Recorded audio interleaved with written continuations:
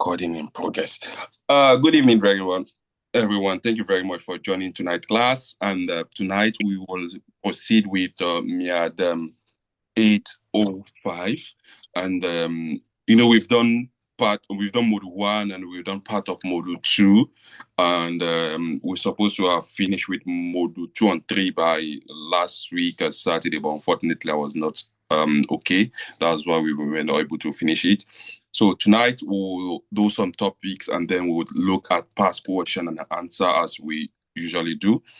So tonight we'll talk about some topic. The first topic we'll talk about is intifada topic. Intifada. So as you know, Palestinian and Israel, they've been fighting the war. They've been fighting the crisis from the day Israel pronounced its independence. But since May 1948, that Israel pronounced its independence, they've been fighting, and it has been a problem on the part of Palestine since then till date. And this brought the concept of intifada. And intifada is derived from the Arabic word, which means uprising. So it means uprising, and it's synonymous to shaking off. So it's synonymous to shaking off or resistance. So resistance to who? Resistance to the Jewish occupation in the soil of Palestine. So when you say intifada in your course note, it means the mass uprising of Palestinian against Israel occupation. So when you say intifada, it means mass uprising of Palestinian against the operation of the Israel Israel in the territory. As you know, during the UN partition, Israel was given 55% of the land, while Palestinian got 44%. That made the clash to exist between the Arab and the Jew. So now, the first Intifada was between 1987 to 1993. That means the first clash they had the first uprising they had was between 1987 to 1993. They had two intifada, while the second intifada was between 2000 to 2005. So the first and the second intifada are different scenario. You get? So the first intifada was just like a grassroots civil uprising. It's like, I'm just giving an example. It's like people in an area just revolting, like a small revolution, just revolting against a particular system. So it was just a grassroots civil involvement of demonstration, strike. So they were striking because most of the Palestinians were under the occupation of the Jew, the Israel. So most of them were not treated well. So a lot of them have to strike. A lot of them have to show they have to boycott Palestinian product. They have to pronounce civil disobedience. You understand? But the second intifada that was between 2000 and 2005, that one was the one that was more violent. It was violent. It even called the attention of the international community to see how the Palestinians are suffering. And a lot of suicide attack happened and armed resistance also happened. But, there was a lot of retaliation also from the part of the Israelite army. Understand? Now, the key factors of the Intifada, the key factor of Intifada. What are the key factors of Intifada? This is one of the questions that have been repeated, like it has been repeated on several occasions in the past question, that explain Intifada and the cause of Intifada. Listen. So you should also know, even if without reading, you should know why Palestinians are fighting Israel. Understand? You should know why they are fighting the Jew.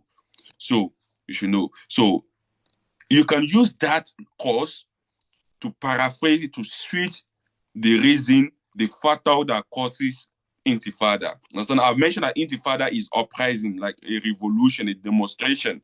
Understand? So, factor that causes the intifada. Understand? Number one factor. The first factor is a prolonged Israeli occupation. Prolonged Israeli occupation.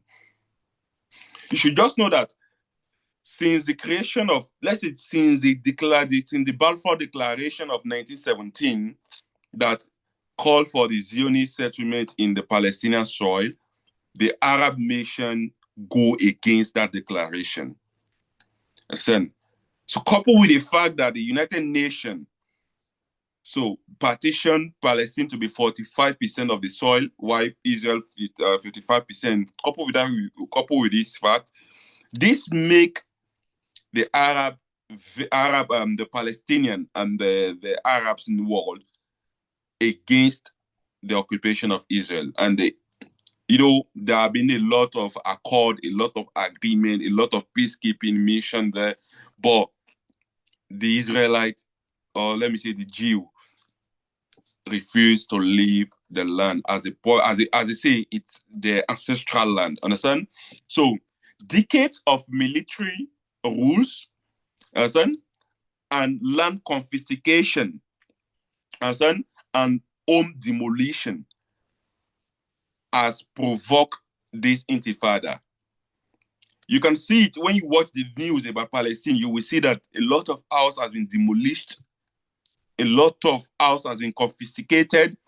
The time Israel was expanding its territory beyond the 55%. They chased some people. If you remember, we said 700,000 Palestinians were displaced. So, when they were displaced, that means they left their house. And if you leave your house, that means somebody else has to occupy it. So, some houses were confiscated. So, all these things caused the uprising, like the revolution of the Palestinian. So you took our land, you took our house, you took our property, you chased us from our land, claiming that it's your ancestral home. So this is the first cause of this uprising, this intifada. While the second cause of this intifada is socio-economic marginalization. Socio-economic marginalization, you see, that the Palestinians were under the Israel government because when they fought the Second War, a lot of them because they became refugees, they became displaced. And Palestine and Israel have taken more than the 55% given to them by the United Nations. So it makes a lot of Palestinians to be under the government of Israel. So, but they were marginalized. A lot of them were workers, like they were working as normal workers, but they were marginalized in the sense that they don't have the same right with the Jews. Understand? So, widespread unemployment among the Palestinians. Understand? And poverty, limited opportunities were given to them. Understand? So, this caused frustration among them. Only few of them were given decent job. So few of them were given decent job, but most of them were marginalized. They were not given the right as someone that is the rightful owner of the soil. You understand? So, the Balfour Declaration of 1917 was meant to create two states, the state of Israel and the state of Palestine. But it has come to a stage that Israel has fought a lot of war, making it to expand its territory more than the 55% given to it by the United Nations. You understand? So, which makes Israel more powerful. So, a lot of Palestinians fall under the Israeli government. From that, they've been marginalized. It happened even in South Africa. It happened in South Africa during the apartheid era. So South Africans were marginalized during the apartheid era. And so it has to come. It has to take the response of people like Nelson Mandela to liberate them. So when you fall under this kind of pressure, whereby in your territory you are regarded as a second citizen, there's kind of frustration that will come. You understand? You don't have the job, you don't have a decent job. Even you have the one that have decent job, they are treated them anyhow. Understand? So this is the second one: socio-economic marginalization. Socially and economically, the Palestinians were marginalized. They were not given the rightful, how do you call, rightful job opportunities they deserve. Understand? Why the third causes of this intifada is absence of political progress. Absence of political progress. You know, there have been, after years of, how do you call it, years of negotiation, agreement, accord, still, Palestinians didn't get, how do you call, the positive result from why they were fighting. Listen, if you remember, the first accord was between Israel and Egypt. After they did the accord, PL also, Palestinian Liberation Organization, also did an accord with Israel.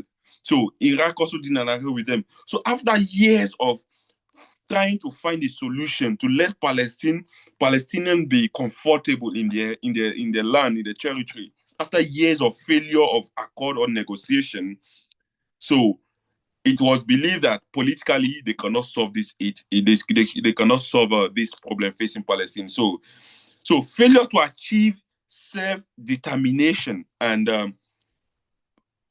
a peaceful land for the Palestinian. Understand? So it make them to create this anger against the Israel and the Jews. So absence of political progress. Politically, they were not finding a solution to the problem they are facing in the land. And you know, the only solution, the only question, the only thing the Palestinians are fighting is they want the land. Palestinians says the land belongs to them. So it was because of the Balfour Declaration of 1917 that the land was divided to a Jewish state and the Arab state.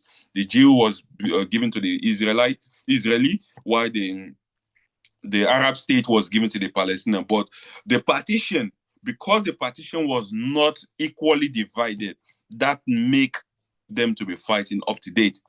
So even 2025, they are still fighting. So you understand? So now the fourth factors that cause the intifada is the growth of Palestinian nationalism. The growth of Palestinian nationalism. Nationalism can be regarded as the act of fighting for your country, for your independence of your country. Let me put it like that. We have the likes of Sadona of Sokoto, Amadou Bello. We have Awolowo. We have Nnamdi Azikiwe, Tafawa Balewa. All these people are people that are nationalists in Nigeria history. They fought for Nigeria independence. So the same thing applicable was in Palestine. There was growth of Palestinian nationalists. So these people were clamoring for independence of the Palestinian. They were clamoring for freedom. And so student movement grew up. You know, in Nigeria also, there was student movement during Nigerian nationalism. Most of these people we are talking about, all these Awolowo and the likes, most of them, because of the education they have, the exposure they have, that make them to fight for Nigeria independence. The same thing applicable to the Palestinians. There was student movement, there was local, committee coordinated by people that want freedom. So the desire to get independent also provoke the intifada, both the first and the second, because they believe that they have been in the shackle of Israel and they want the land. So if today Palestine decide that, okay, they are no more fighting, they give the land to the Israel, some among them will not accept because they believe that they have the right to that land.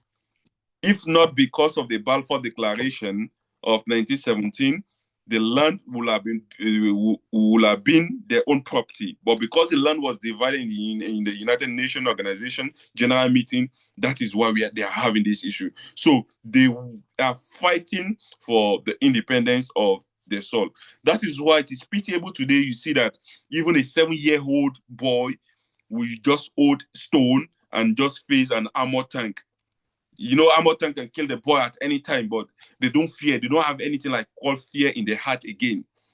Understand? Because they believe that the land is, even if they die because of their land, they are fighting the right cause. You understand? So, and the fifth reason, the fifth reason of the factor that caused the intifada is some events that occur in the Middle East. Understand? So in how do you call? Okay, so in 1987, so in 1987, so a lot of Palestinian workers were killed. Understand? So this also triggered how do you call? It triggered the Palestinian to cause the Intifada in 1987 in Gaza. They were killed in Gaza in 1987. So, in short, I just want to summarize it. In short, settlement expanding of the Palestinian is number one. That is prolonged Palestinian occupation. So we also talk about socio-economic marginalization. They were marginalized. They were regarded as second citizen. And we talk about uh, no political solution, which is an absent political progress. You know, they try to solve it politically by doing accord, agreement, negotiation, but they were not solving the problem Palestinians were facing. And we talk about growth of Palestinian nationalism. The nationalists were growing up and they wanted the freedom of Palestine. Understand? So I was privileged this year. I was privileged to join them in Glasgow here in the UK here. So I think they are in almost all countries now, demanding for freedom of Palestine. So I was privileged to join them. And when you join the protest of the people supporting Palestine, you understand that the only thing they want is just the independence of the land, Palestinian. That's the only thing they want. They don't want. They are not asking for more. We know there are casualties. If you want to blame people for casualty, we are not going to solve the war. Let's leave the casualty down and just find the solution. So this is just like the one of the causes or factors that led to the Intifada. Understand? And as I said Intifada is uprising. Understand? Uprising or shaking up is derived from the Arabic word. Is from Arabic word which means uprising or shaking off. Understand? It was it's like a grassroots Palestinian rebellion or revolution. Understand that? Revolution against the occupation of Israel. Am I communicating, please? Yes, please. Yeah. Thank you very much. So some of the events that occur in the Intifada were mass protests. Event that occur in the Intifada is mass protests. So the protest, like the Palestinian protested a lot, boycotting. Another thing is stone throwing by youth.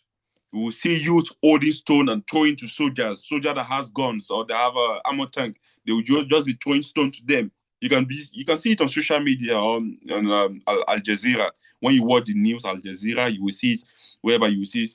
There is no week you will watch it and you will not see events of where you will see young people holding stone and throwing into soldiers. Understand? And also is boycott of Palestinian goods and services. So Israeli boycott of the Israeli goods and services. The Palestinians were boycotting Israel products, Israel goods. Understand? And another one is a strike.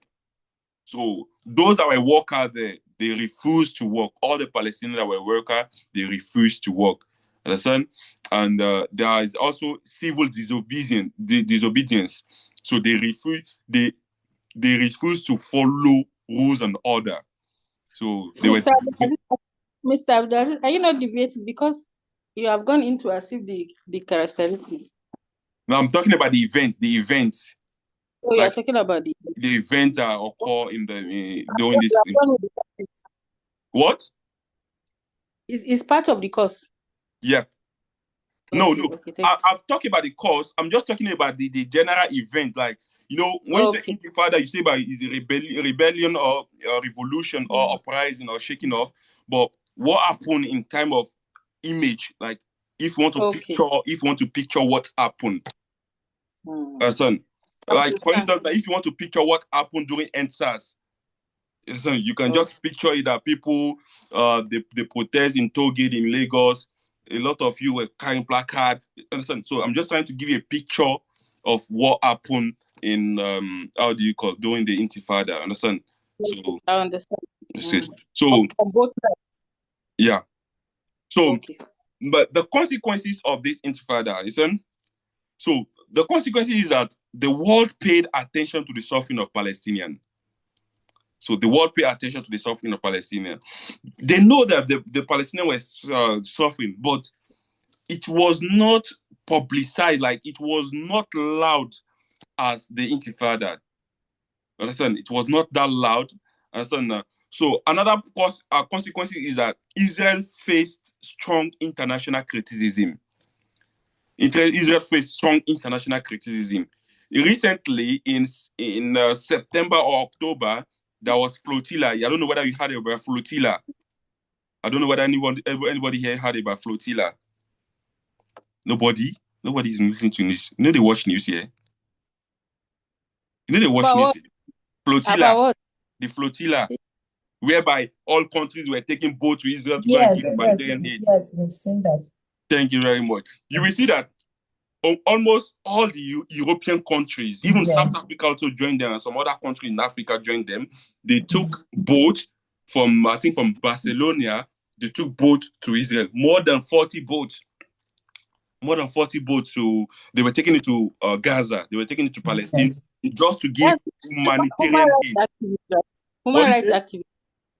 I think the human rights activists that were in the journey. Right? So these people, they took humanitarian aid just to go and give to the Palestinians because they believe that the Palestinians are suffering and the world is keeping short. The world is not doing anything to help them.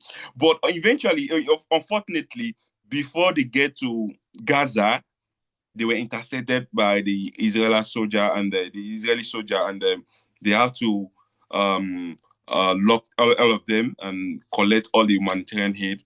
And although, according to international law, those people that were taking the humanitarian aid to the Gaza, they did not offend anybody because the water they passed through was not the territory of Israel or the territory of any other country. It was just an international property, so not belonging to any country. So, in short, what I want to say is that Israel faced strong international criticism. That was one of the causes of Intifada, and also Palestinian political identity grew stronger because what they needed is people should know what is going on in Palestine. Listen, so with all these protests, with all this revolution or boycott, it makes people to know what is happening in Palestine. And also, all these things, especially the first Intifada, it forced the Israel and the PLO organization to negotiate. Listen, what is PLO? What is PLO? The Palestinian Liberation Organization, right? Thank you very much. Palestinian Liberation Organization. So the first Intifada forced them into a negotiation. So without the first Intifada, there was no negotiation between the two because the two see themselves as enemy. You understand? So the negotiation they are doing the first Intifada, this led to what we call the Oslo Peace Accord, or the Oslo Peace Process. So the first time Israel and Palestine had to sit down at the table and talk was due to the fact that the Israel got a lot of criticism internationally. Understand? So it led to what we call the Oslo Peace Process. Oslo is a OSLO, peace, PEACE, process of 1993. So this was caused by the first Intifada. Understand that? What was the Oslo Peace Process? What was the Oslo Peace Process of 1993? That this is the first sitting down face-to-face negotiation between Palestine and Israel. Listen, you know the first negotiation Israel had. Let me just ask this one. Israel has its first negotiation with which country? Egypt.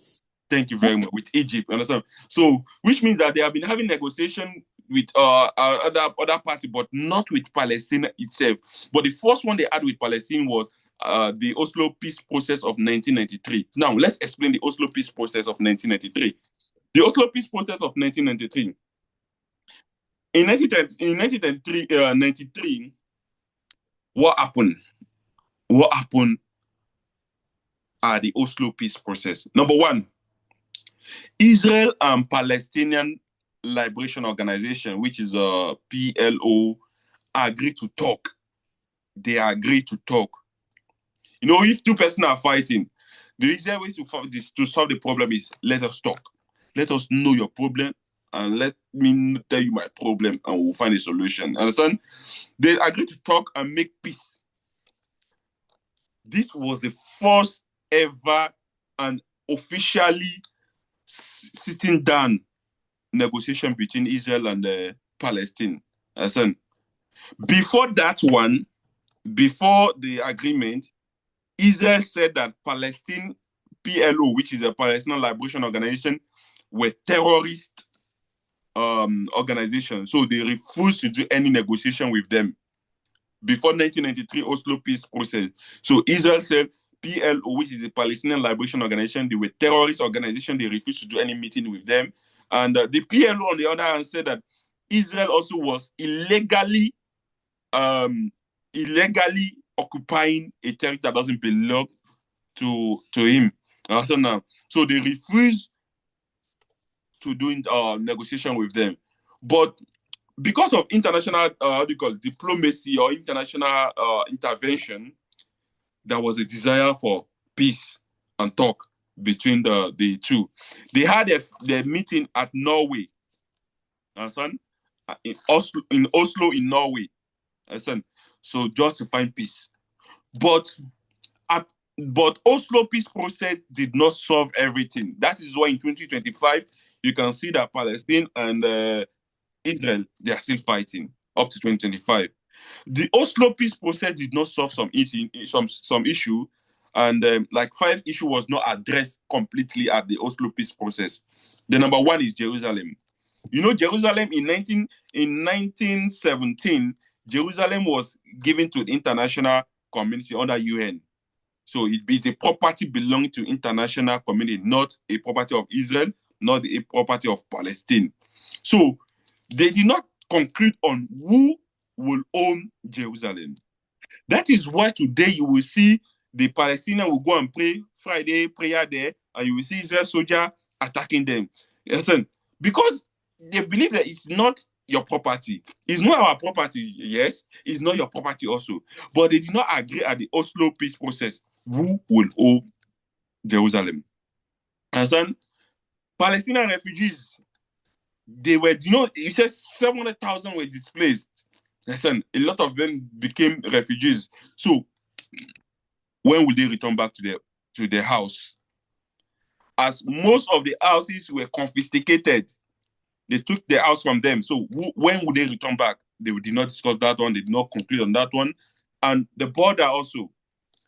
You know, we talked about Israel occupying more than 55% given to them by the United Nations. And they have a reason to occupy more. We don't have to blame them. Because if they are getting attacked every time, they need to retaliate. So the border was not defined again. The border was not defined. You know, the United Nations tell them that, okay, Israel 55%, Palestine 45%. But because of the series of attacks Israel has to be fighting its neighbor, who are the Arab, and then expanding its territory. So there was no defined border. So they did not conclude on who will occupy how the border was going to be.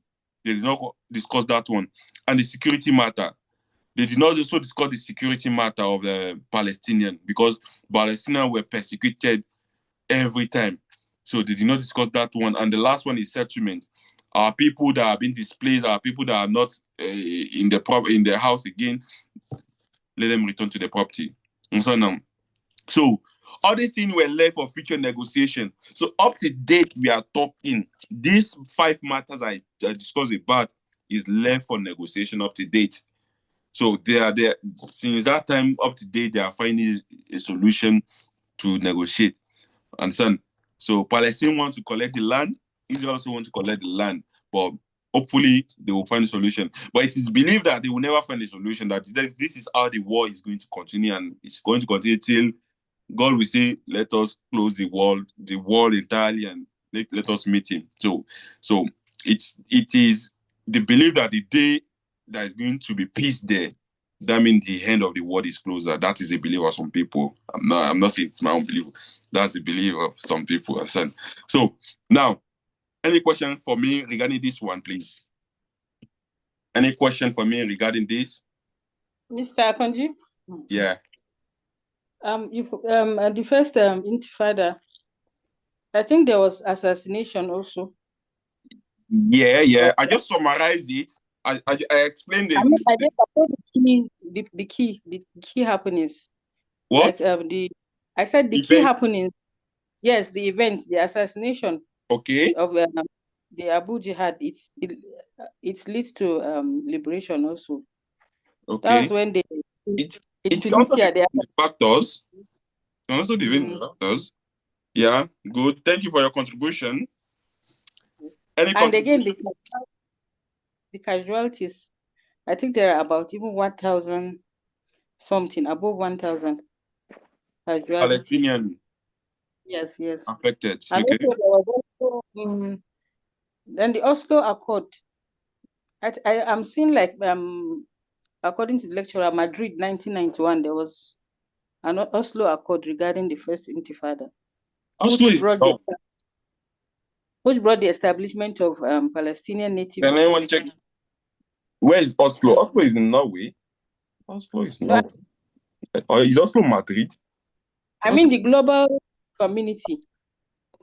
I think there was a sitting done in Madrid 1991 regarding the first. Oslo is Norway. Oslo is a city in Norway, not Madrid. Okay. I just checked Google now. Okay. Google. It's Norway. Okay, Norway, not Madrid. Oslo is the capital city of Norway. Thank you very much. I was seeing native authority. So is the native authority different from the PLO is an organization? Yeah, the PLO is the organization of the Palestinians. Okay.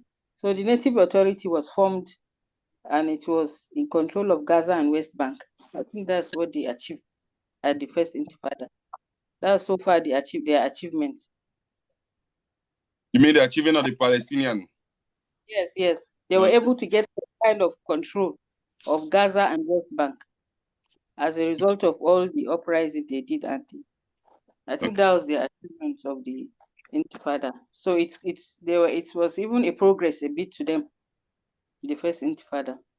The progress, but up to 2025, we are having the issue. So what we call progress, what Palestinians want as progress is total peace. Liberation, total independence. That's what Palestinians want as progress, understand? To Palestinians, talking with them every time without independence, without total peace is not progress. To them, understand? Now we'll proceed. Thank you very much. I really like your contribution. We are here to learn, understand now. So anything I didn't mention, anybody can just add to it and people will note it. That's why we are here to learn. Now we'll proceed with the BDS movement. BDS movement. Who can tell me what is BDS movement? Boycott. Okay. The D is for divestment, right? Then sanctions. The sanction.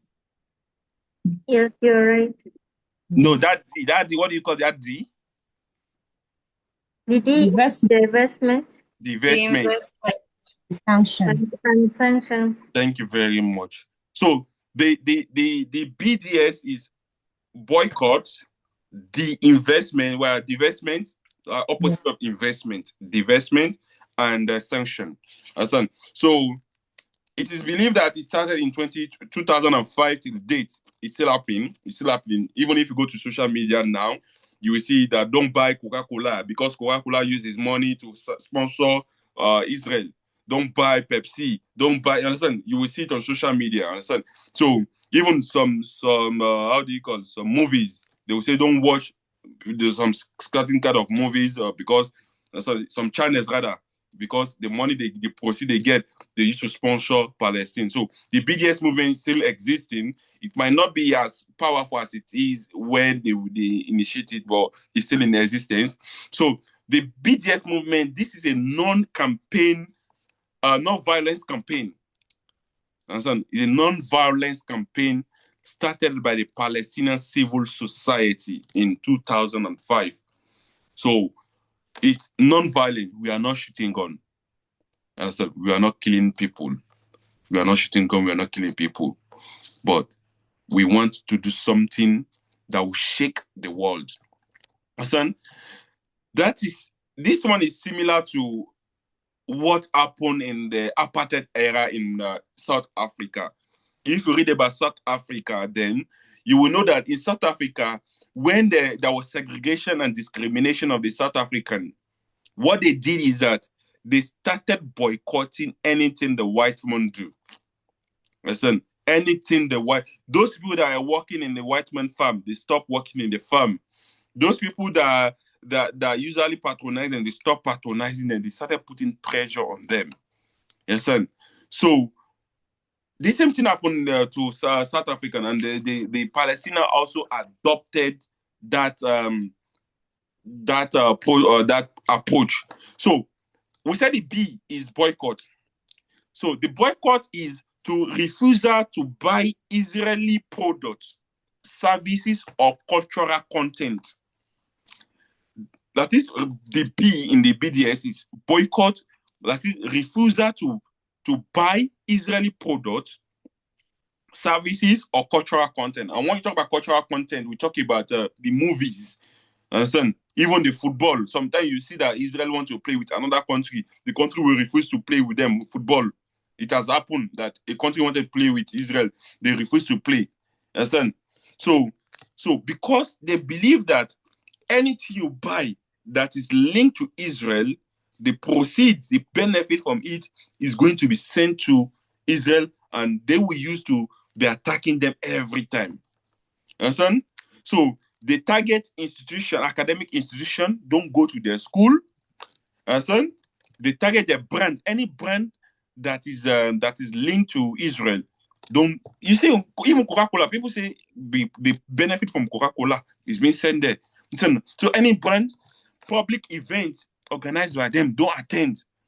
Because if you attend, if you support them, if you buy their product, that means you are also indirectly encouraging the genocide happening in Palestine. So that's the B. The divestment, the D, which is the divestment, is to encourage institutions like churches, like universities, like companies to withdraw investment from how do you call from the Israel land. Understand? So because if you have your church before there, stop operating there. Come and operate in another land.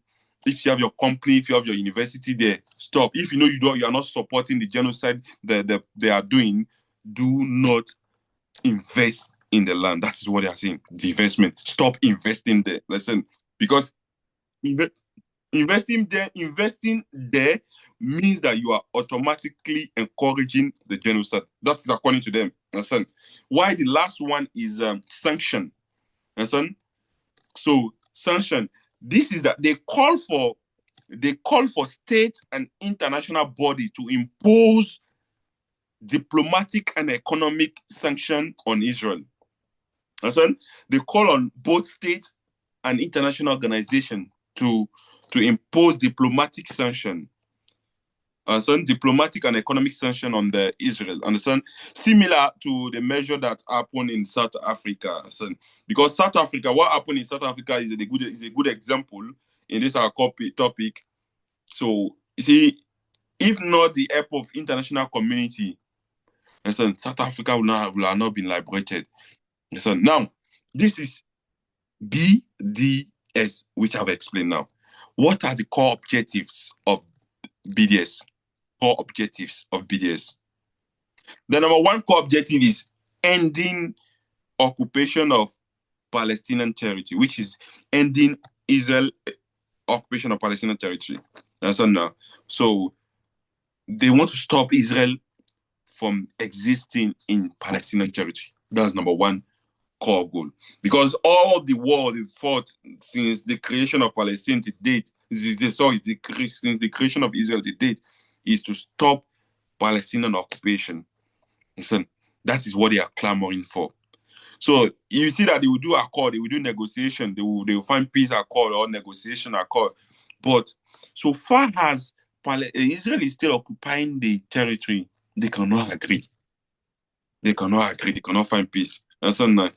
Now, number two reason is ensuring equal rights for Arabs, citizens of Israel. Ensure equal rights of Arab citizens of Israel. It is the belief that some Arabs are still living in that place we call Israel, the current Israel. Some Arabs are still living there. It's not only the Jew only that are living there. You understand now? But these Arabs that are living there, they are segregated, they are marginalized, they are discriminated. So they are also clamoring for equal rights for those Arabs that are living in that territory. Because the reason why you see that Arabs are still living in the territory of Israel, the current Israel, is because Israel has expanded its territory. Israel has expanded its territory beyond the 55%. So there is no way they will not put some people that are supposed not to be in the territory. Although you will be under the government, but you will still be in the land, the current land. So if you go to Google now, just check the map of Israel now and check the map of Israel in 1948, you will see that it is different. They've gone beyond what was given to them by the United Nations. So number three core objective of the BDS movement was supporting the right of return for Palestinian refugees, supporting the right of return for Palestinian refugees. A lot of Palestinians were displaced, they were refugees. So they wanted to, like, all the Palestinian refugees to return to their territory. So allow refugees to return. Equal right for Palestinian citizens of Israel and end occupation of Palestinian territory. These are the core objectives of the BDS movement. So this objective reflects Palestinian aspiration. Understand? So if you check the MIAD 805, even all the explanation they put here, it shows the aspiration, what the Palestinians desire. So if today they want to solve the problem, they want to solve the fight, and Israel is ready to follow them, as they put it. I think fight will fight, they will start the fight, but both of them are not ready. It's both Israel and Palestine. They are not ready for each other. So that is why the fight continue to exist up to date. Now, the significance of the BDS movement. The significance of BDS movement.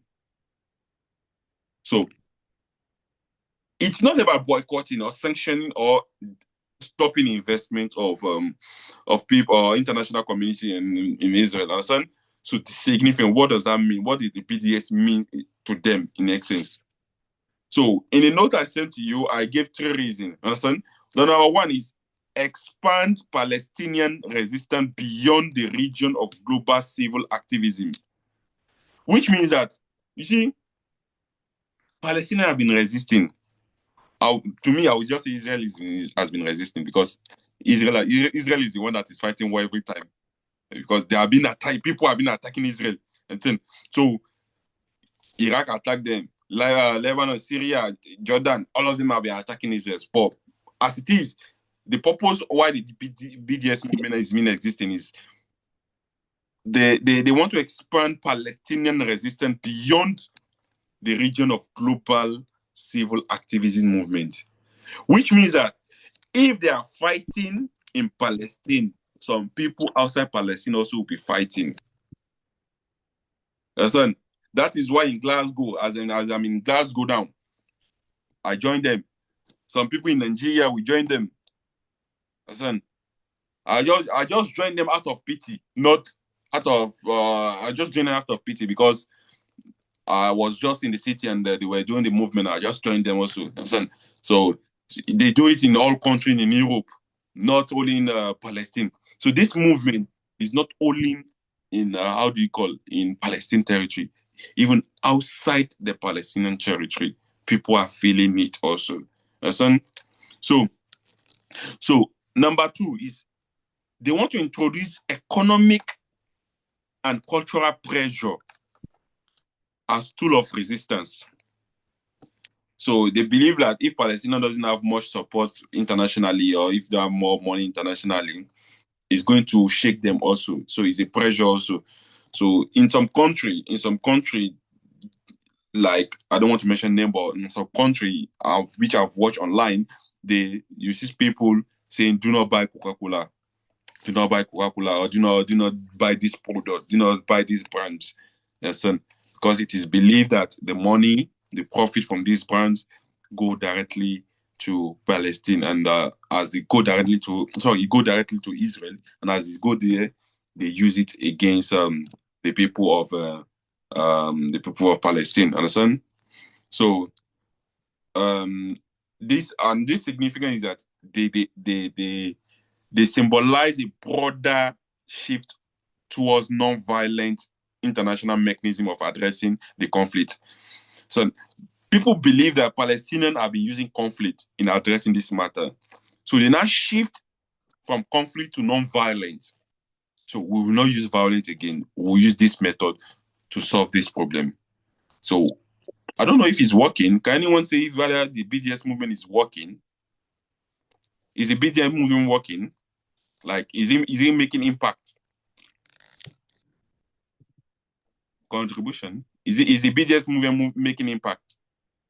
It's making impact in some forms, as you are like the likes of you that supported them. At least some form of even healthy protest are helping.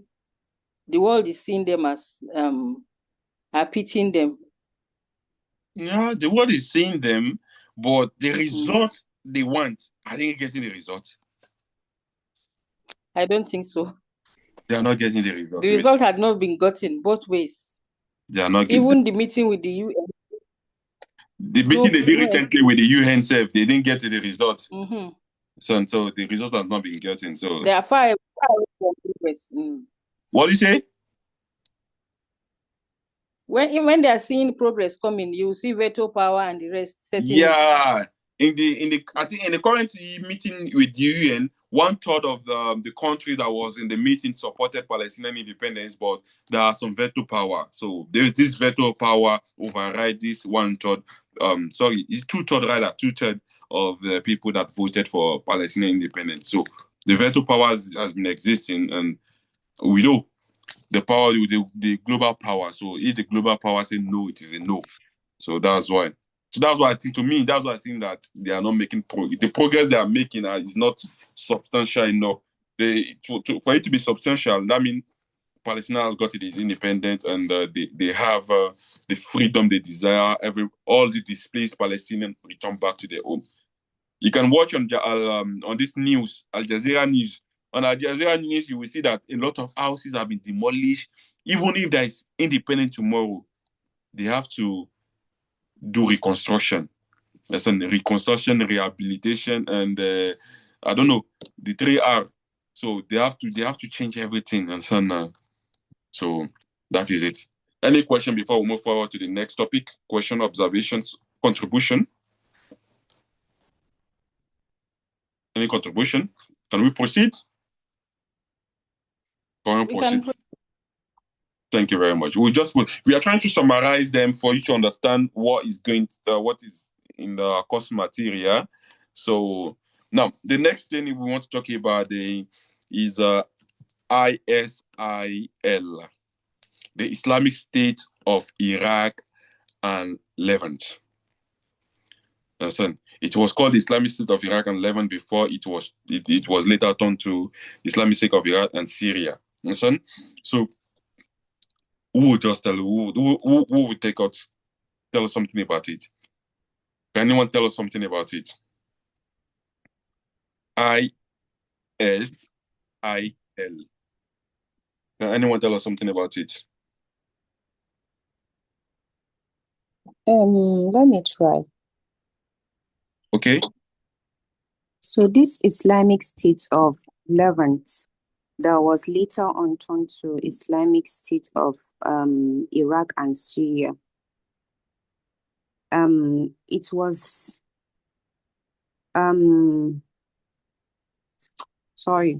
it was also known as ISIS. So it is a Sunni extremist insurgent group.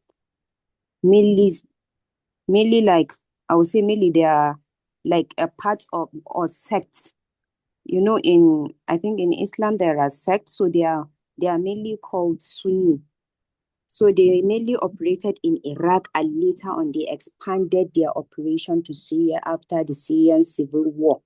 They started in Iraq after what's this called? This invasion. Is it Gulf crisis, right? The Gulf. Yes. So they later on expanded to Syria, and it became prominent in 2013. So they were launching major attacks and seizing territories in both countries. That's what I would just say. Very much. Any other person to And add? the leader, I think the leader at that time was called I think he said is it al-Baghdad? The name he mentioned, their leader. Is it Abu Bakr al-Baghdad? Baghdad. Okay. Yes. Any contribution? They evolved from Al Qaeda.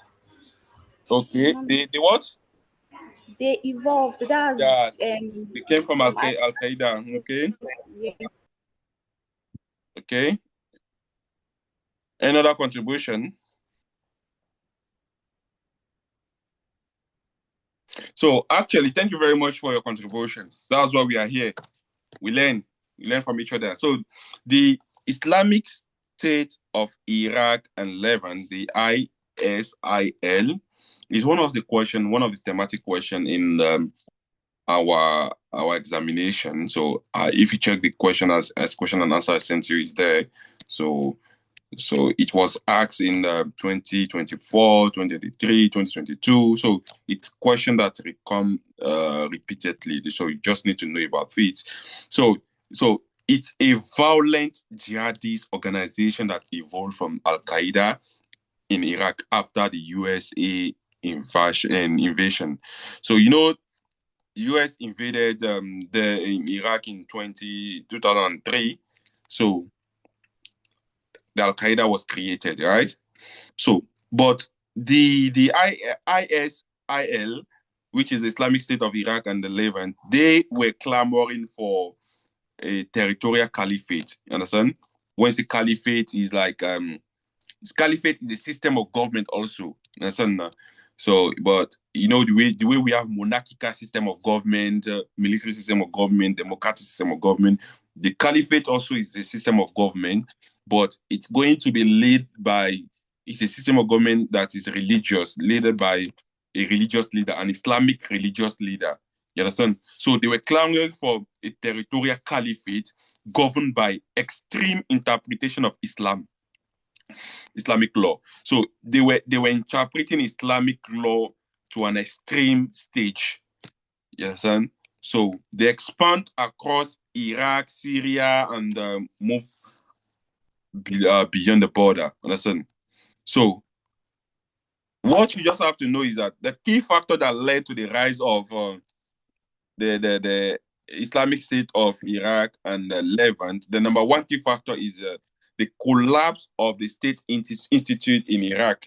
As mentioned by Samina, she mentioned that, I think, someone mentioned that they started from Iraq or Al-Qaeda. So the post-2003, the post-2003 invasion of the USA, So the dismantling of the Iraqi and how do you call the part of the invasion of the USA, the invasion of the USA in that zone, it caused the problem.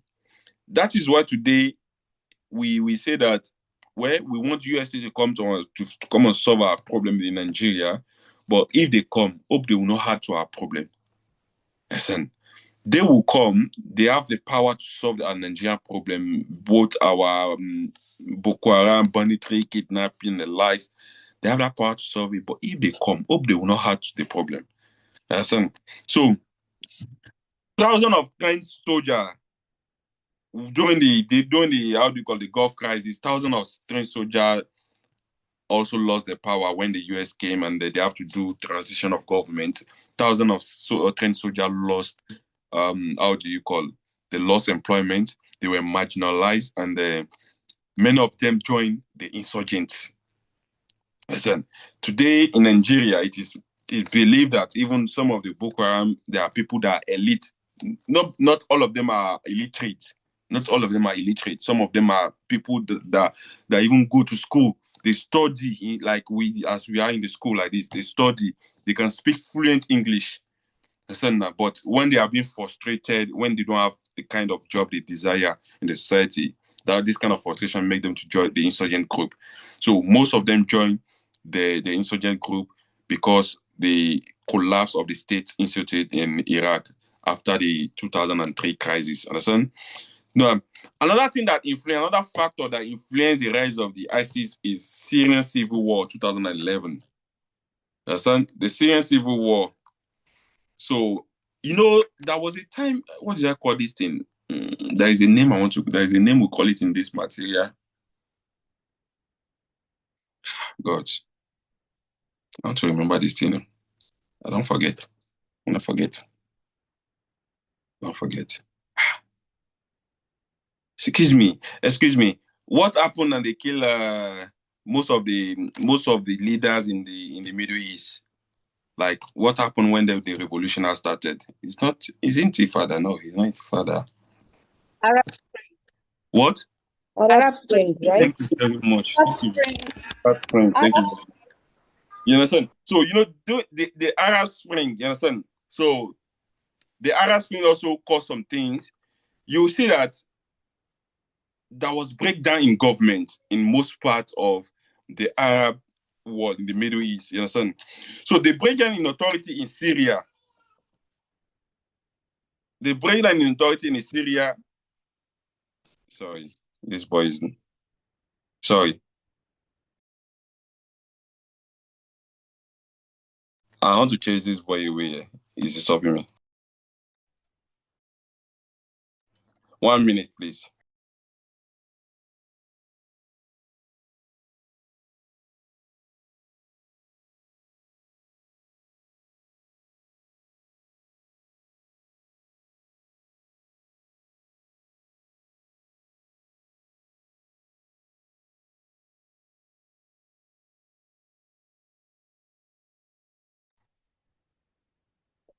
Sorry. So as I was saying, the breakdown of authority in Syria opened ungoverned space to the ISIL. Understand that?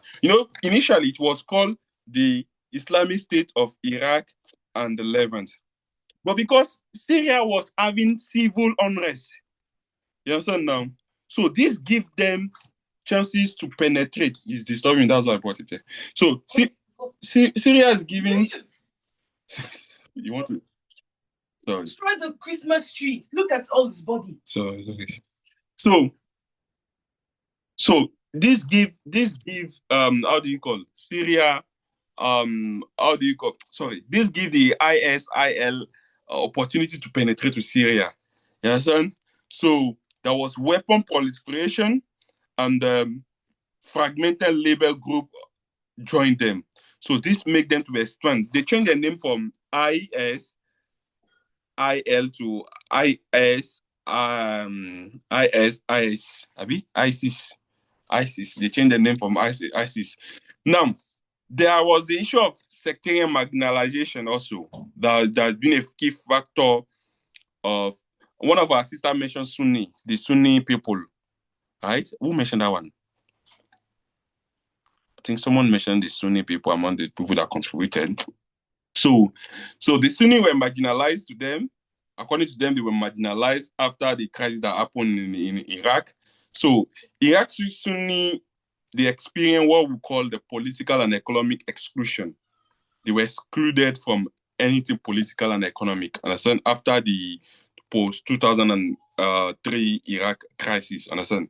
So many Sunni accepted this ideology, this ISIS ideology. Understand? So, for people that don't know Sunni, in Christianity, we have the Celestial, we have the Pentecostal, we have the Catholic, we have the Methodist and the likes. So in Islamic also belief, we have the Sunni, we have the Shia, there are many. So the Sunni people, the Sunni clan there, those that are Sunni, they believe they were marginalized economically and politically. They were marginalized. So this made them by the Shia. They believe that they were marginalized by the Shia people. So this made them to also adopt the ideology of the ISIL, so that they can also fight for a purpose, the purpose to be recognized and get a desire to have an impact in the economic of the country. Understand? There was effective propaganda and foreign fighter recruitment. Effective propaganda and foreign fighter recruitment. Can anyone explain that part to me? Effective propaganda and foreign fighter recruitment. Foreign fighter recruitment in the ISIS. In Nigeria it happened. Some of the people that are fighting for Boko Haram and the likes, some of them are foreigner also. So who can explain effective propaganda and foreign fighter recruitment? They use mostly the social media to recruit foreign fighters from mostly as far as Somalia and even Sudan. Thank you very much. So they got people from like Africa, even some West Africa countries, Sahel and the likes, to join them. Understand that the global recruitment make them more powerful.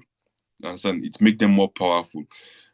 So which means that they can get people from Nigeria, they can get from Mali, they can get from Madagascar, Sudan, Somalia, and people will come and work for them. To the extent that they have satellite camp outside how do you call it? Outside the zone. They have satellite camp. So in Nigeria today, they are in Nigeria. But in Nigeria, what are they called in Nigeria? ISWAP, I think. Is it ISWAP? Yes, they are called ISWAP. ISWAP. What's the full meaning of ISWAP? For the version for West Africa, Islamic State. Yeah. So Islamic for State. West African province, something like that. So you see, that means that they've left the corridor. They've left the corridor and then they moved to West Africa. And so now, which means the fight we are fighting in Nigeria is not only the fight of one Bororo, one Fulani, no. People are joining us from outside Nigeria. And so now, so it's only God that can deliver us, an external force. And so I'll just stop here on this one.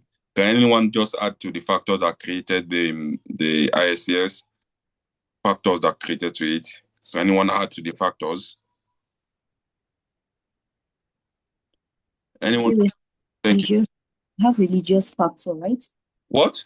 Religious factor. Religious factor. Now, I think the religious factor, you can put it under the sectarian marginalization, but just explain it. Just explain it. You see, the ISIS, the way they interpreted Islam was actually like wrong. Their ideas, their beliefs on it were like high.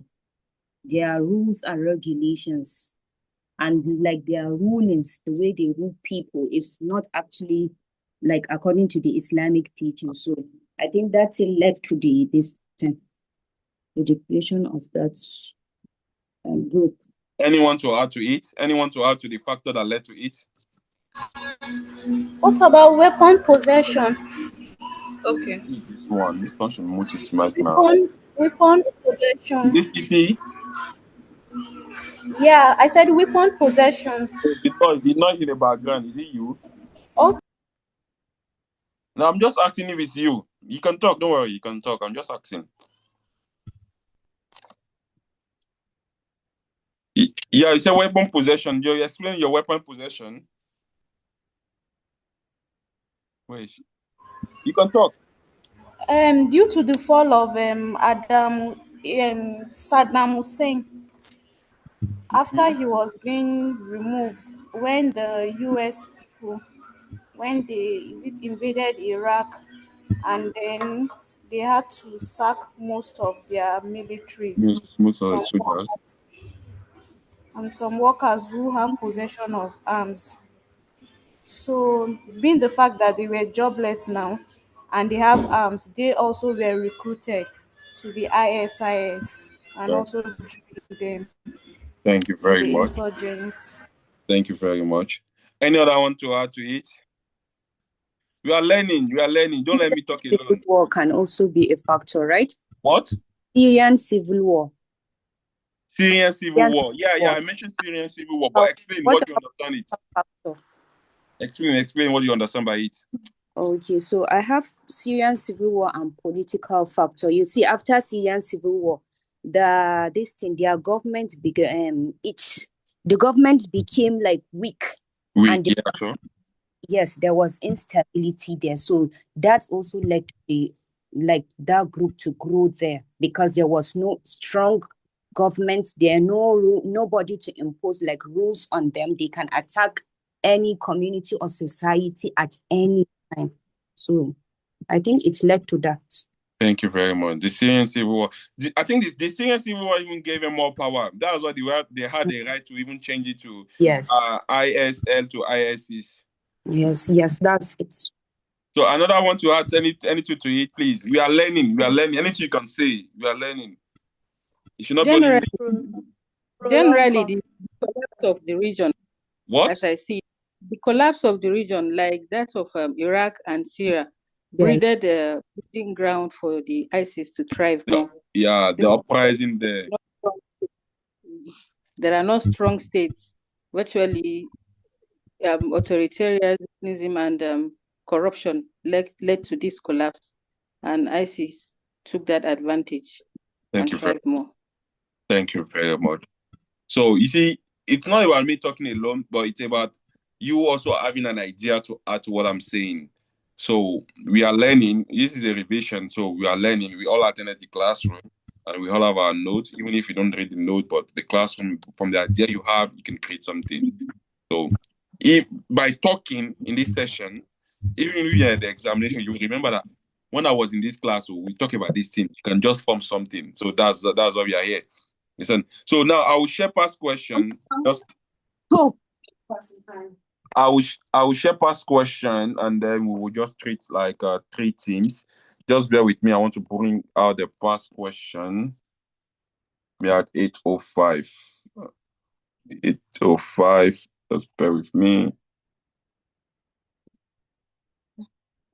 Can you say the past before you scroll? What do you say? Can I contribute a little? Yeah. You can contribute a little before I show the past question. Okay, we can also add that due to the weakness of the Middle Eastern states and the limited existing of security frameworks, so the ISIL also used the opportunity to exploit through porous borders and maneuver into like Africa and Nigeria, to be specific. Yeah. So available of porous borders make it easier for them. Can you see my screen? Can you see my screen? Yes, Hello? we can. Thank you. Now, what I want to do is, you see, questions that are linked to what we discussed this night. Can you just state it in this first page?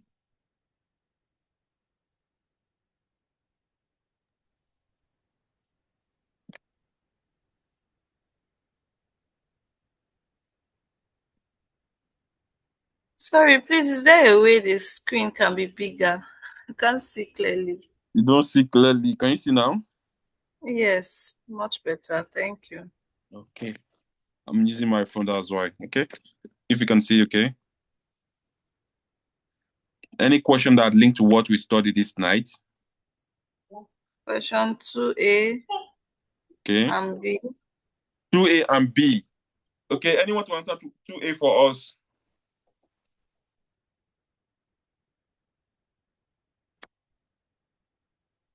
Anyone to answer 2A for us?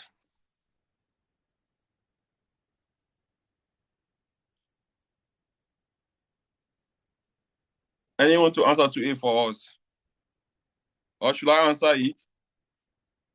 They said, explain the Islamic State of Iraq and Levant. That's 2.5 marks.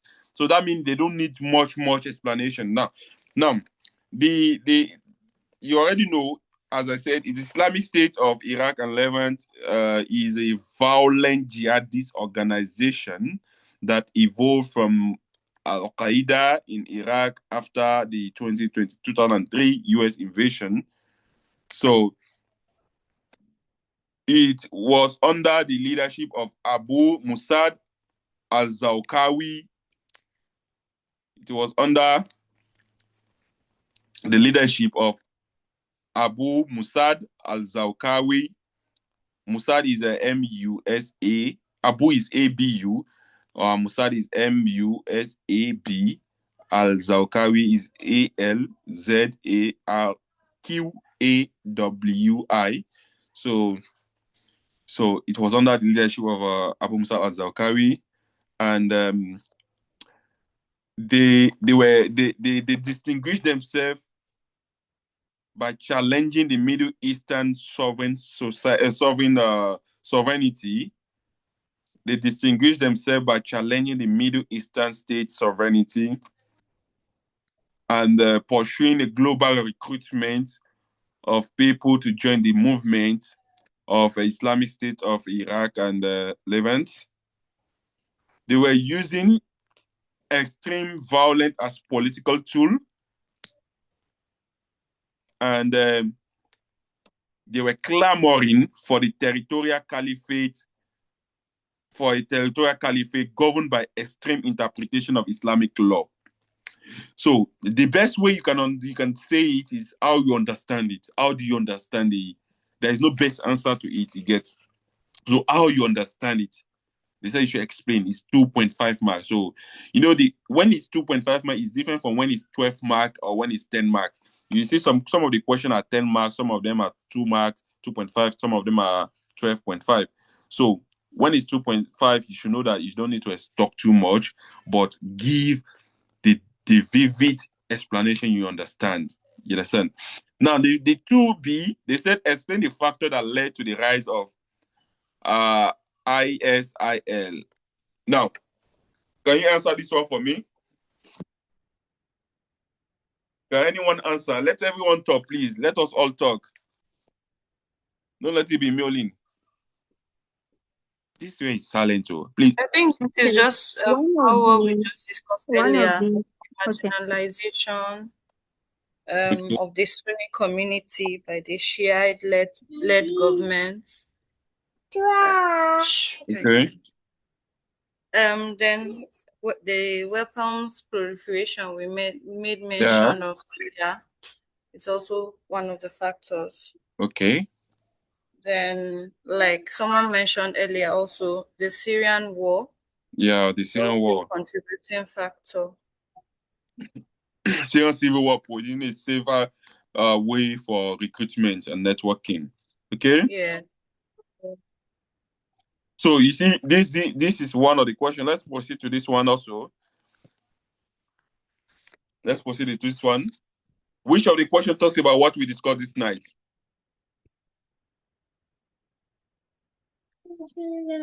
Which of the question?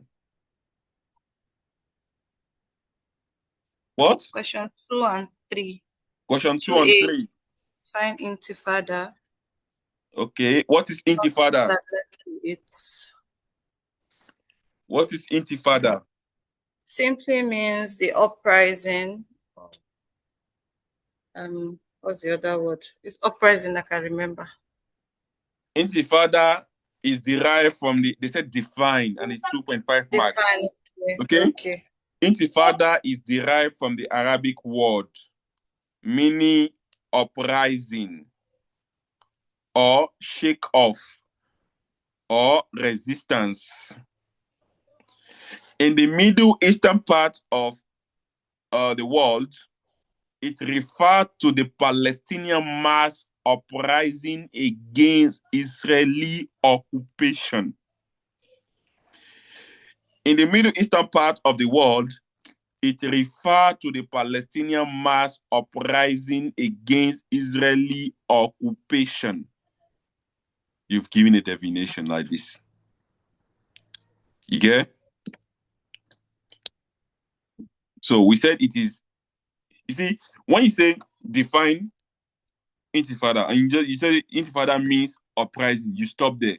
And you say the mark is 2.5. The lecturer might give you half and keep the 2 for himself.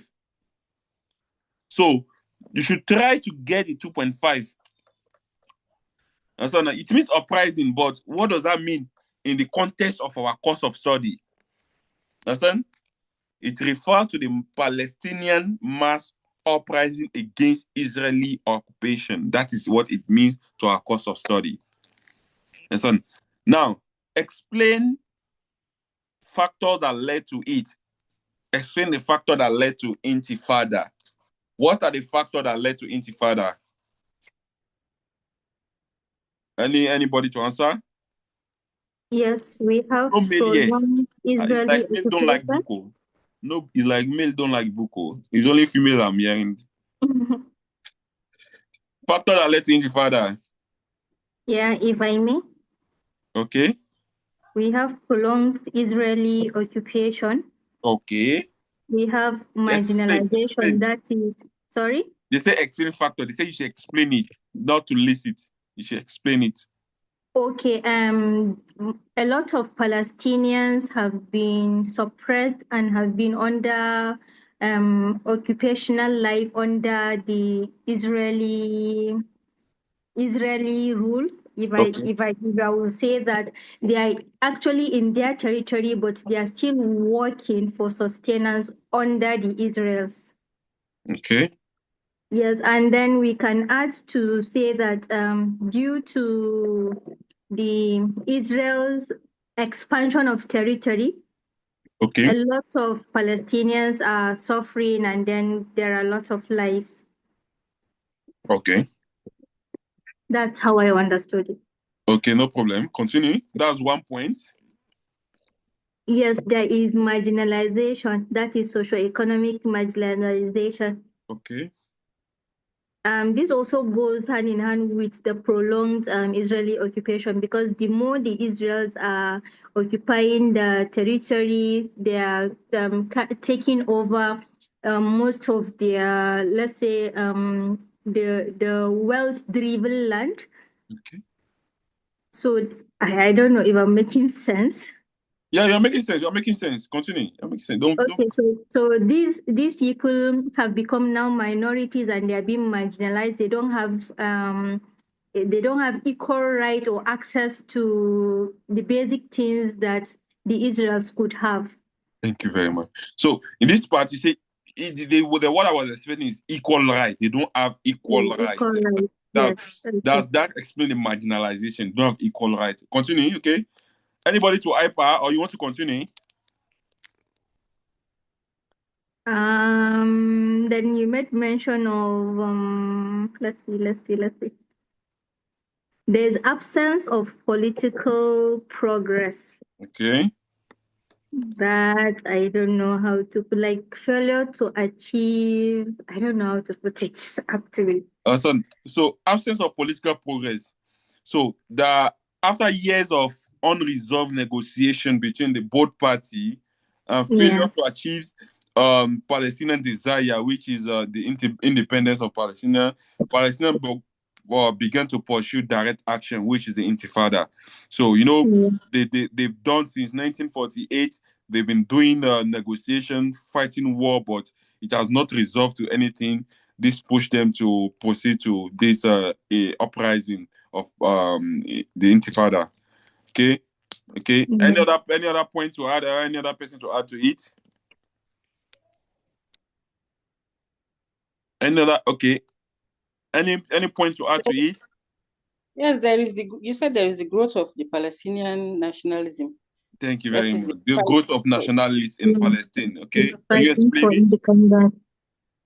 Yes, they are fighting for independence because they've been denied of the rights of independence and the rest. There are various taxations and even controlled healthcare and even water and the rest. They have limits to all this access. Okay, good. Now let's look at this page now.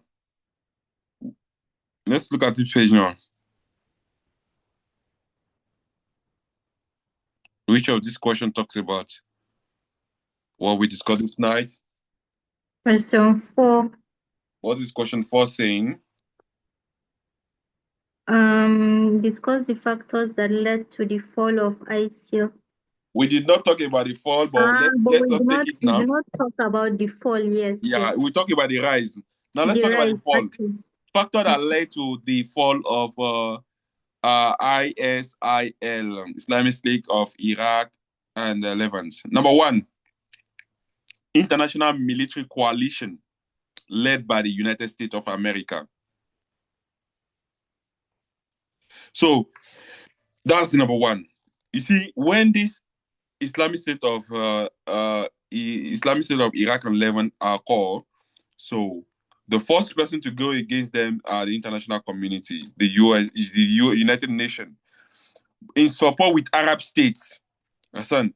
Arab states were even Saudi Arabia was supporting the United Nations. So a broad coalition of Western and Arab states launched airstrike, surveying operation, and special forces raids on them. So when they launched this attack on them, they overpower them. They overpower these people. You get?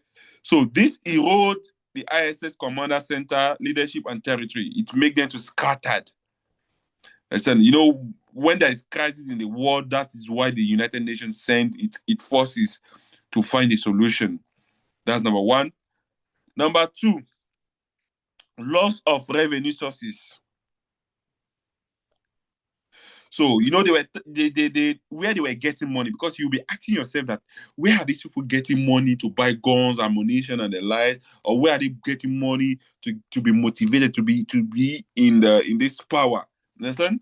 So targeted strike on oil field, transportation route, and cash storage sites cripple this movement. Understand? So the US intervention, they targeted where the source of livelihood. They targeted the source of livelihood of these people. Demolishing the oil fields, transport routes, and cash storage. This make them to be crippled. Listen, so without money, the organization could not sustain governors or pay fighters. They were recruiting people from even outside Iraq and Syria. So far they are recruiting people, that means they need to be paying them. They need to be giving them salary. So if they are not getting money again to pay them, that means they are losing power as it should be. Understand? So this is number 2, fall. Number 3, the breakdown of caliphate narrative. We say that they were promoting the caliphate system of government, which is the Islamic system of government. They were proclaiming that one. Understand? But their ideology depends on how many territory they are controlling. For you to create an Islamic territory, it will not depend on how many territory you are controlling. So they've lost a lot of cities, a lot of towns due to the attack they are getting from international community. So it makes them to be weakened. So it makes them to be weak, and also their morale, they lost morale, and also the recruitment also were not going as should be going. So normally, as they catch Iraq, they catch Syria, imagine that they are catching all other states, all other countries in the Middle East. They will have established the caliphate system of government, but they were not touching a lot of states. They were losing more states. This make them to give up on the idea of the caliphate narrative of government. You understand? So another factor that led to the fall of the ISIS movement is a local resistance and intelligence network. Local resistance and intelligence network, which means that the community, these local people, understand? The local people in the territory they are occupying, understand, provided intelligence coalitions to outsiders. Now, Boko Haram is happening in Nigeria. Do you know that some people in those states that is happening, they know their whereabouts? If these people provide information to US Army, they can extinguish Boko Haram in Nigeria. But the locals are not ready to give information. But what happened during the ISIS is that the locals also give information, intelligence information to forces. So they resisted them. The locals also were rejecting them. Assuming that the locals were in support of the ISIS movement, it would have go beyond the level it is now. But the locals were engaging them, which made them to be giving intelligence information to forces that are attacking the ISIS. So this made them to lose power. Understand? That's the fourth one. The fifth one is who is this one? Please kindly mute yourself, please. The sixth one is please, ma, kindly mute yourself. The fifth one is international fragmentation and leadership losses. International fragmentation and leadership losses. So, you see, key leaders like Abu Bakr al-Baghdadi, I think someone mentioned that one. Abu Bakr al-Baghdadi, the leader, were killed. Understand? So you are fighting a war and you are losing your leaders. So it will keep your morale down. So far as the leader were killed and they were fragmented among themselves, there were division. Understand? There were infighting and fragmentation increased among themselves. So it reduced their operation and coercion. Understand? So it reduced their power. So because Abu Bakr al-Baghdadi as a leader were killed, understand? So and other leaders also, other leaders they depend on, they were killed. This make them also to be to be going back, like to be falling down. Understand? So because the leader they are looking at is no more. Understand? And there was internal division among the same. So these I just mentioned 5 factor that led to the fall of the ISIL. Did you get that? I can't see if anyone is here. Please let me know if you are with me. As yes, but can you please repeat the first one, sir? The first one, I said international military coalition led by the USA. Okay. So now international, the USA and the United Nations, they send soldiers to be attacking them. So, but as they sent soldiers to be attacking them, they were also supported by the Arab states. Saudi Arabia supported them. And some Arab states, they supported them. They were giving them surveillance operation and special force rate. Okay? Thank you very much for the question you asked. Okay? Can we proceed? Yes, sir. Okay. Let's move there. Now, yeah. Which question talks about what we discussed this night?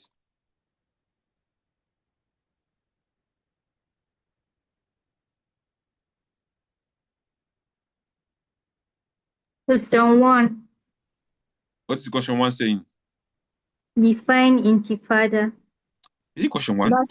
Sorry, it's question 2. I wasn't seeing very well. Question 2. Define intifada. 2A. And then 2B says discuss the factors that led to intifada. Okay. And also question 3. Okay. Define ISIL and explain the factors that led to the rise of the ISIL. Which means that what we studied this night is a common question in exam. You understand? You try to understand, even if you cannot memorize everything, try to have an idea about it. That idea can help you in the exam hall. You understand? Let's move to the next page. What about here? Explain BDS movement. Okay. That's question 1. What is BDS movement? BDS is boycott, divestment, and sanction movement. If I got it right. So they now say, look at it. Look at this question. They say it's 12.5 mark. They say to explain it. So you should know that when they are asking you to explain it, you should be able to tell us what does that B explain, what does that B stand in context, what does that D stand in context, and what does that S stand in context, and the objective of that movement, and what does that mean to how do you go to Palestinian, the significance of this movement to Palestinian. I don't know whether I'm communicating because it's 12 points. It's not, this one is not 2 mark. When it's 2 mark, you can just say B is a boycott, divestment, and sanction. Shikena. But this one is 12.5 mark. So if you want to get your 12.5 mark, extensively explain it. Understand? Now, we say B, boycotts. Understand? That is refusal to buy Israel products, goods and services, or cultural content. B, boycott, refusal to buy Israel product, goods and services, or cultural content. Understand? Targets include academic institution, brands, and public event perceived to normalize Israeli occupation. That is B. D, divestment. Encourages institutions to withdraw investment from corporations that support or profit from Israel military action or settlement, which means that any organization supporting or encouraging Israel, all institutions should stop collaborating with them. Either churches, universities, or companies, any of them that support Israel occupation, all organizations should stop collaborating with them. While the S, sanction, call for state and international body to impose diplomatic or economic sanction on Israel, similar to the one that happened during the apartheid era in South Africa. Understand? Sanctioning them economically, socially, politically, and diplomatically. Like this, no country should have affair with them, either diplomatically, economically, and socially. No country should deal with them. You understand? You now mentioned the objectives. The objective of the BDS movement is to end occupation of Palestinian territory. That is stopping Israeli from staying in the Palestinian territory, and also ensuring equal rights for the Arab citizens of Israel. Those Arabs that have been under the occupation of Israel should get equal rights as the Jews, and supporting the right of return of Palestinian refugees to their homeland. So this is 12.5 marks, so you should be able to explain it. Do not just give the full meaning of BDS and just leave it. Or else, now 1 mark you go get out of 12. You understand? Am I communicating? Yes. Thank you very much. Then look at question 4. So they said discuss the factor that led to the fall of ISIL. So that is what we discussed here. We just discussed that one. Let's proceed to the next one. Look at this question now. These are questions that is common, though. Number Yes, 2 and number but 3, right? Number 2 and number 3, but here is 10 marks for the B part. Factors that led to Intifada. Even that number 3 is 3.5. 3A. Yes. It is 3.5. Why the other one is is 9 mark? So which means that, you see, this topic we discussed this night is a sensitive topic, is an important topic you need to read about. Understand? Because it's in almost all the questions. Look at this question now. This question. Can you check here? Yes, question 1. Question 1. Explain the boycotts, divestment, and sanction movements. That is 12 marks. You understand? Which means you need to read that one well. You need to read that one well. And look at question 4. What is question 4 telling us? Analyze the factors that led to the fall of ISIL. 12.5 marks too. 12.5 mark. You understand? Factor that led to the. So when they say analyze, discuss, explain, you should know that they want you to talk what you understand about it. And if it's 12 marks, me as a person, if I don't remember all the points, I'll make sure that at least I have 6 points, at least 6 points. Because if at least 6 points, I can have mercy, I can get 2 per point. So if I get 2 times 6, that's 12. You understand? So that's it. Let's look at this question. Which of these questions talk about what we discussed this night? Question 2A and Okay. 2B, and Okay. question 3, A and B. Thank you very much. Why the last one? Look at the last one. Is question 4. Question 4. What is question 4 saying? Discuss the factors that led to the fall of the Islamic State of Iraq and the Levant. Thank you very much. So, sorry, before you stop sharing, what does that question 6 mean? Because it repeatedly comes out.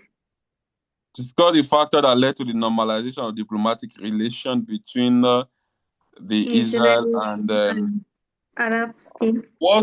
what causes the relationship, the accord they've been signing? What has been causing the accord they've been signing, the agreement they've been signing between the Arab and the Israel? Should we discuss that one before we finish with this one? Should we discuss that one? Maybe after this one, but just got my attention. What do you say? Somebody is saying something. We can discuss it since it's a very vast, and I don't think we even did it. Okay. We didn't do that. We didn't do that one, but let's talk about it. They're asking the question says, discuss the factor that led to the normalization of diplomatic relation between Israel and some Arab countries.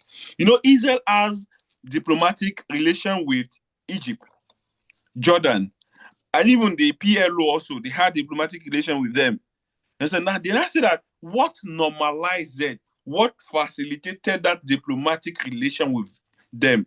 You know, two Arab countries sees Israel as as enemy. Likewise, Israel sees Arab country as enemy. But there was a time whereby there was diplomatic relation between them. What normalized it? Understand? Number 1, U.S. mediation and incentive. United States of America serve as a mediator and they give incentive. They propose incentive. Understand now? Sorry, come again, please. I said US, United States of America, mediation and incentive. You know when you say incentive, it's like giving gift or giving something in return of something. So under the Abraham Accord, you know, we have Abraham Accord, we have Oslo Accord, and the others. Understand? So under the Abraham Accord, United States of America offer political, military, and economic incentive to Arab states, normalizing relation. Listen, if you remember, all the land Israel took, they asked Israel to give it to Egypt. All the land Israel took from Egypt, they asked Israel to give it back to Egypt, and then Egypt should recognize Palestine, Israel. I don't know whether you remember. Yes. We did it. So Yes. all the land Israel took from Egypt, Israel was asked to return the land and then recognize. So that means they give some incentive, both political, both military, economic incentive. Understand? They give them money to stop the war.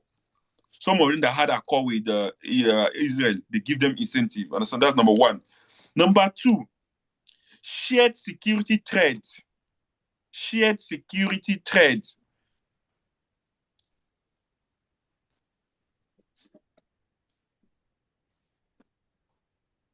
So most of how do you call it? Both Israel and the Gulf states, understand, like Saudi Arabia, Bahrain, UAE, United Arab Emirates, most of them sees that Iran has been having a nuclear program, understand? And the nuclear program expansion of Iraq is a threat to all of them.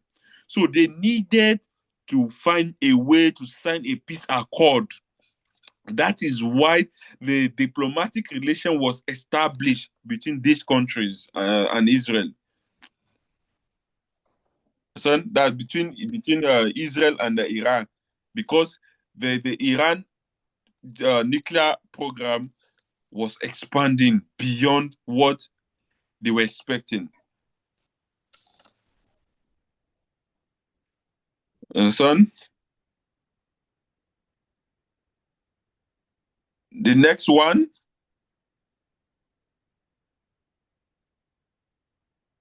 The next one, technological and economic benefit. Technological and economic benefit.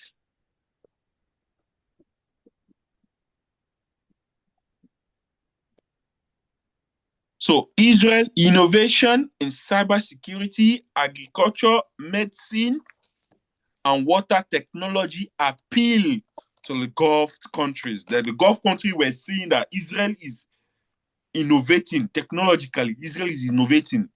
So technologically, medically, agriculturally, and in medicine, and even in water technology, they were seeing that Israel was innovating, they were progressing.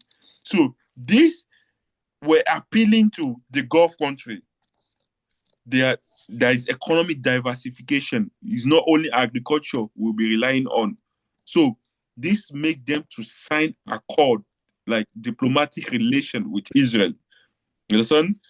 Like it's not only what we'll be fighting. Let's look for the benefits we'll be having in terms of economy and technology. Understand?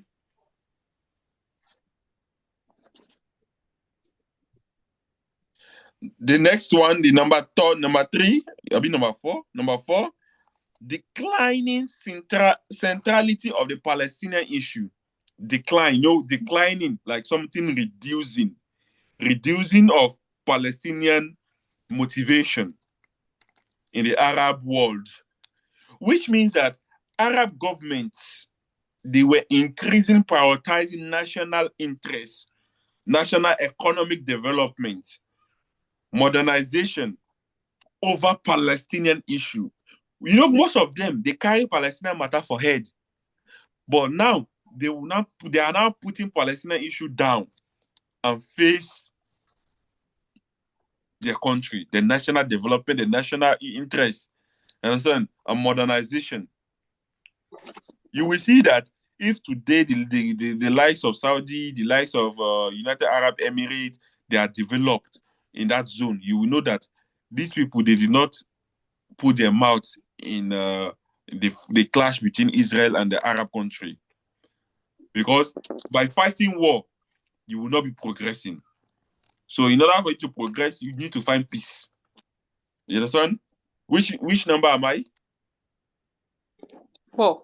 Number 4. Okay, number 5. Exhaustion with prolonged conflict. They were exhausted with prolonged conflict. They were tired with prolonged conflict. You know, they've been fighting decades of war since 1948. They've been fighting to 2025. They are fighting war. So, decades of war, failed negotiation, and regional instability created normalization fatigue. That is, they were tired of all this war, all this negotiation that is not producing a good result. Understand? And all this instability in the Middle East, even to the extent that people tag the Middle East as terrorist countries. So they were tired of all these things. So this made them to sign diplomatic relation with Israel. Okay? So these are the 5 factors that led to normalization of diplomatic relation between Israel and some Arab country. These are the things that force them to sign a diplomatic relation with all these Arab country. Did you get it? So if I may get you, is it that all these benefits were given to them by Israel? No, USA. Okay. The USA. The USA came as a mediation and so on. Even, you see, like the way ECOWAS usually come as mediation when there's problem in West Africa. So the USA came as a mediation to find a solution and give them something, but up to date, it's not solving it again. So, yeah. This is what they get in return. What? This is what they get in return. In return, no. See, for them to stop conniving with Palestinians. Palestinian, even as this war is going, some Palestinians are benefiting from it. Because they are getting aid, international aid. It might not be glaring to all of us, but things are happening. Understand? Some Israelis are benefiting from it, some Palestinians are also benefiting from it. Understand now? So this is it. So you can see now that part of the past question I show you, you can see that question with the topic we discussed this night are questions that are common in the examination. So you should just try your best. You understand now? Try your best. Even if you cannot put everything in your head, understand. I share you some past questions and answer. You can read it. If you don't print it, print it. Understand now? Just print it and even read it on your own, write it in your own language. So now, there are questions you can come across it in the exam. You may imagine a question that comes in 9 examinations. So that is from 2022 to 2024, 9 examinations, and the question continue to come out. So now, I know you might say that maybe you will not have the luck it will come out in your own exam or not, but there are tendency that it comes out in your own exam. So if all didn't come out, I'm pretty sure that most of the words we discuss in all of our revision classes will come out. Even if all did not come out, most of it, because what we are discussing is from the handout. We are not taking it elsewhere. It's from the handout. So I think let me pause the recording. I will stop my class tonight here. Let me pause my recording. Stop recording.